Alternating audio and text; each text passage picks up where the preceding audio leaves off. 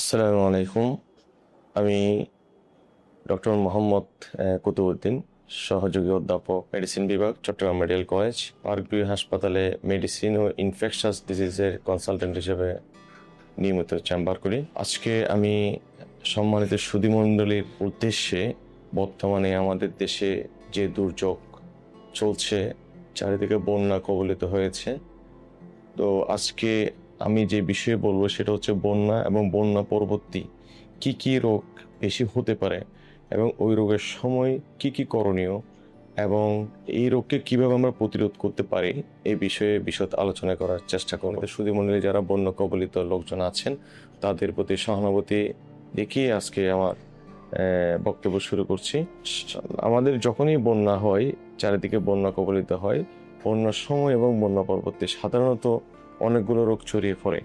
এর মধ্যে পানির যে দূষণ হয়, পানির দূষণের কারণে পানির দ্বারা যে প্রবাহিত রোগগুলো এর মধ্যে রয়েছে আপনি ডায়রিয়া এবং কলেরা। বিশেষ করে এগুলো পানিবাহিত রোগ। পানির যে চারিদিকে দূষণ হয় এই জন্য চারিদিকে ডায়রিয়া এবং কলেরা ছড়িয়ে পড়তে পারে। 2 নম্বরে আসতেছে টাইফয়েড। টাইফয়েড যেহেতু পানিবাহিত রোগ, এই ক্ষেত্রে যখন পানির দূষণ হয় টাইফয়েড হতে পারে। 3 নম্বর আসে হেপাটাইটিস এ এবং ই, এবং এইটাও যেহেতু পানি আমাদের ফিকোরাল রুট বলে, এই জন্য অনেক সময় পানির মাধ্যমে এটা বাহিত হয়ে এই ক্ষেত্রে এই সময় বেশি বেশি জন্ডিস হতে পারে। জন্ডিসের কারণ হিসেবে হেপাটাইটিস এন ই এর প্রদাহ এটা বেড়ে যেতে পারে। তারপরে হতে পারে বন্যা পরবর্তী পানি জমিয়ে থাকার কারণে ডেঙ্গু ছড়িয়ে পড়তে পারে। তারপরে ম্যালেরিয়া হতে পারে, ল্যাপ্টোস্পাইরোসিস হতে পারে। আর চারদিকে যেহেতু বন্যার পানি অনেক বেশি ছড়িয়ে পড়েছে, এই ক্ষেত্রে সাপের যে উপদ্রব বেড়ে গিয়ে সাপে কামড় অনেক বেড়ে যেতে পারে। সম্মানিত সুধীমণ্ডলী, এই যে রোগগুলো আমি বললাম, এই রোগের সময় আমাদের করণীয়টা কি? যখন এই রোগ হয়ে যাবে তখন সাধারণভাবে ফার্স্ট এইড হিসেবে আমরা কি করতে পারি? নাম্বার 1, যখনই ডায়রিয়া হবে অথবা কলেরা হবে, অনেক মানুষ পানির দূষণের কারণে হতে পারে, তারপরে বিশুদ্ধ পানির অভাব থাকতে পারে। এক্ষেত্রে আপনারা প্রচুর প্রচুর প্রচুর পরিমাণে খাবার পানি খাবেন। খাবার পানি আর খাবার স্যালাইন, বেশি বেশি খাবার স্যালাইন খেতে থাকবেন। আর ফার্স্ট এইড যে ওষুধগুলো আছে সাধারণত ওগুলো সেবন করবেন। আর যদি সুযোগ হয় পার্শ্ববর্তী নিকটস্থ যে স্বাস্থ্য কমপ্লেক্স আছে অথবা আমাদের কমিউনিটি ক্লিনিক আছে ওটা শরণাপন্ন হবেন আর বেশি বেশি বেশি খাবার স্যালাইন খাবেন। আর যখনই দেখবেন আপনার একটা পেশেন্টের সাথে জ্বর আছে, জ্বরের সাথে ডায়রিয়া, অনেক বেশি কেঁপে কেঁপে জ্বর আসছে, তখনই আপনি চিন্তা করবেন আপনার টাইফয়েড হতে পারে।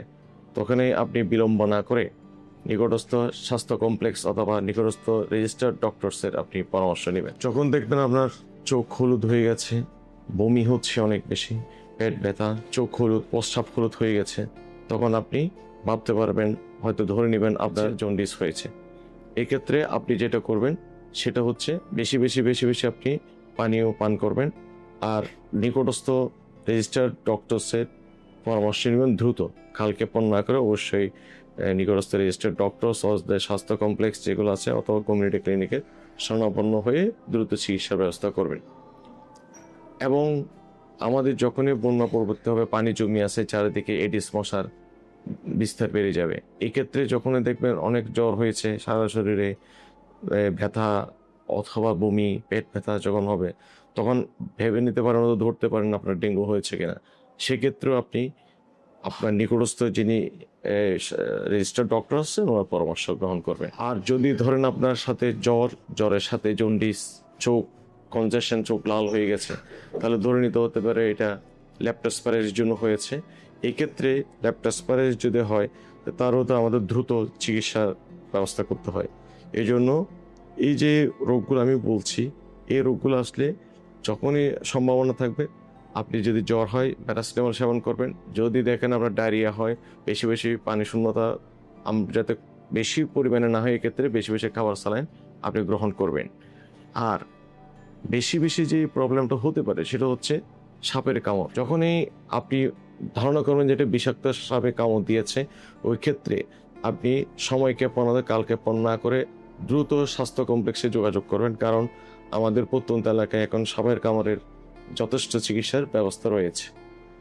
কারণ আপনি জানেন, যদি একটা বিষাক্ত সাপ কামড় দিয়ে থাকে, ভেনোমাস স্নেক বাইট, নন ভেনোমাস স্নেক বাইট, যখনই দেখবেন ভেনোমাস স্নেক বাইটের সাইনগুলো আসবে, যদি যথাসময়ে যদি আমরা ভেনোমাস স্নেক বাইটের বিষাক্ত সাপে কামড় যদি চিকিৎসা প্রদান করা হয় তাহলে খুব সহজেই কিন্তু একটা রোগীকে মৃত্যুর হাত থেকে কিন্তু রক্ষা করা যায়। আসুন আমরা সবাই সচেতন হই, স্বাস্থ্য সচেতন হই, বন্যা কবলিত সময়ে ভালোভাবে নিজের যত্ন নিই এবং কিভাবে আমরা এই রোগ থেকে মুক্ত হতে পারি। আপনি বেশি বেশি হাত সাবান দিয়ে ধৌত করবেন এবং বিশুদ্ধ পানি পান করার চেষ্টা করবেন। পানিগুলোকে ফুটিয়ে ঠান্ডা করে বিশুদ্ধ পানি খাওয়ার চেষ্টা করবেন এবং যে কোনো জায়গা থেকে পানীয় পান করবেন না। আবার খাওয়ার কমপ্লিট ভালোভাবে রান্না করে খাওয়ার চেষ্টা করবেন। আসুন আমরা সবাই সচেতন হই স্বাস্থ্যের বিষয়ে এবং আপনি এবং আমাদের পারিপার্শ্বিক যারা আছে চারিপাশে সবাইকে সচেতন হতে সাহায্য করি এবং নিজেরা ভালো থাকি, অন্যকেও ভালো থাকতে সহযোগিতা করে। আসুন সবাই সুন্দর করে আজকে আমাদের এই দুর্যোগকে মোকাবেলা করি।